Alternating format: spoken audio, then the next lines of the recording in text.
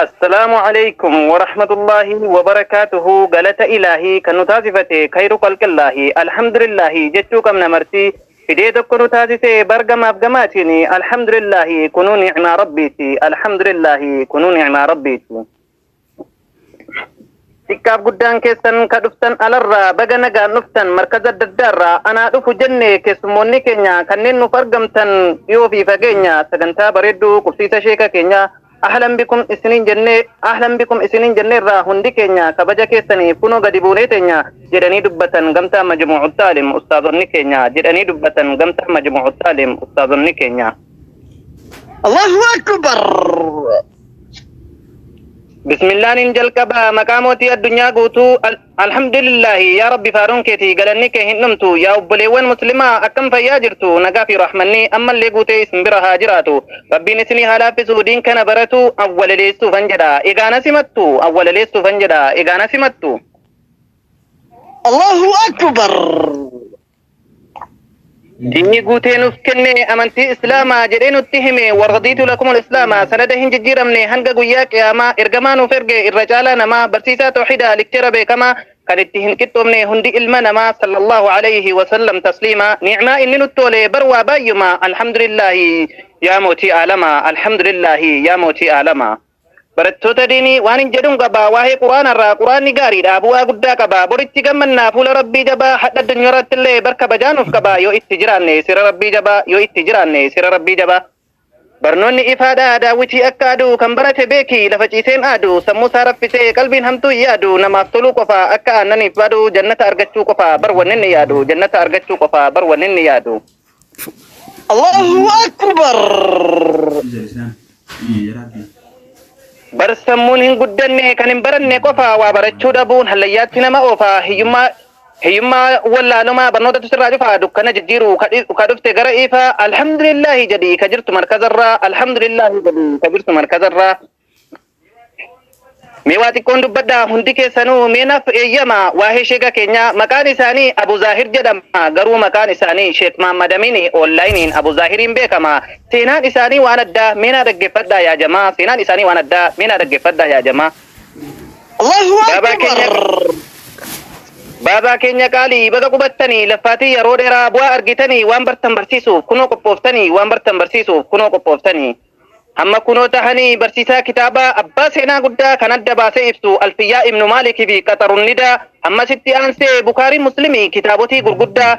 akkasumas kan barsiisanu kitaaba tawhidaa karaa yaa jamaa kan hin dubbadheerraa kan hafetu guddaa maal kana qofa haafiza hammas sammuun isaanii addaa maasha Allah jedha mee xiqqaanii fi guddaan maasha Allah jedha mee xiqqaa fi guddaan.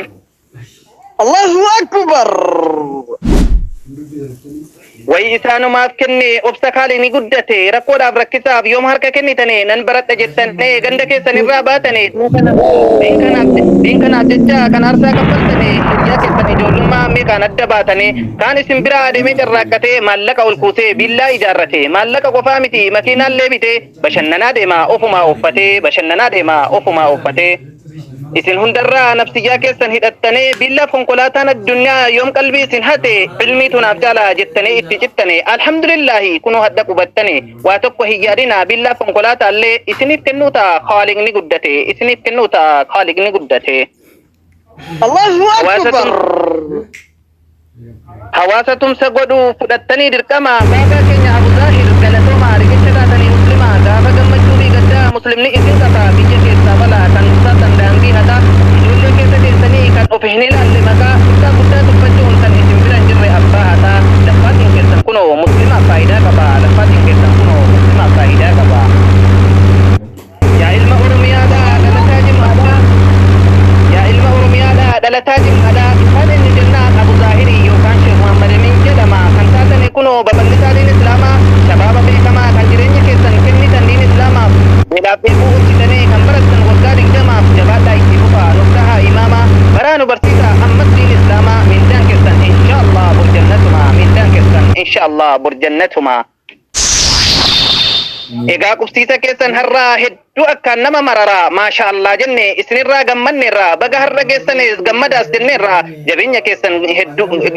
keessan garuu hedduu dinqisiifanneerraa baarakallahu fiikum wa khayraas isiniin jenneerraa baarakallahu fiikum wa khayraas isiniin jenneerraa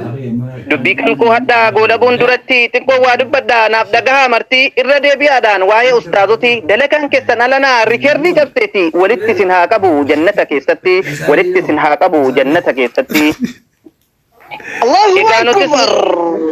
Dhugaanutus ni qabna walitti amiiroti wayi hirmaannaa isaanii akkam namatti tolti silaa waa'ee keessan dubbadha yeroo kootu nan gahuuti warri waan dandeessanuun baabaa keenya bira dhaabbattanii seenaan isin hin dagatu baruma baraanii abshiraa mindaan keessan isinii deebiti bor jannataanii abshiraa mindaan keessan isinii deebiti bor jannataanii gamtaa majmuucu taalim isintunu boonta gamtaa majmuucu taalim isintunu boossa silaa tokko tokkoonin maqaa keessan kaasaa yeroo tunan geenye sa'aatiin koo muraasa gammachuu har'aatiif kafaltanii aarsaa nam tokko osoo hin hafin amiira hanga miseessaa tokkummaan kaatanii hirree wal jabeessaa bakka yaaddan gahuuf kutannoo murteessaa abshiraa jazaan keessan bor rabbi tobaasaa abshiraa jazaan keessan bor rabbi tobaasaa egaa walaloo koo gabaabsuufan deema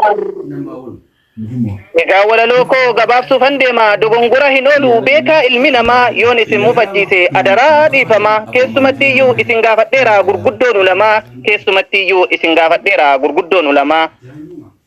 egaa anis fuulduratti milkiittiin haajoma hawwiin koo inni guddaan tahuudha haafizummaa du'aa'ii keessanii mee itti naafarrama assalaamu alaykum yaa obboleewwan islaamaa waan na dhaggeeffattaniif guddaa galatooma waan na dhaggeeffattaniif guddaa galatooma wabillahi tawfiq wassalaamu alaykum wa rahmatullahi wa barakatuh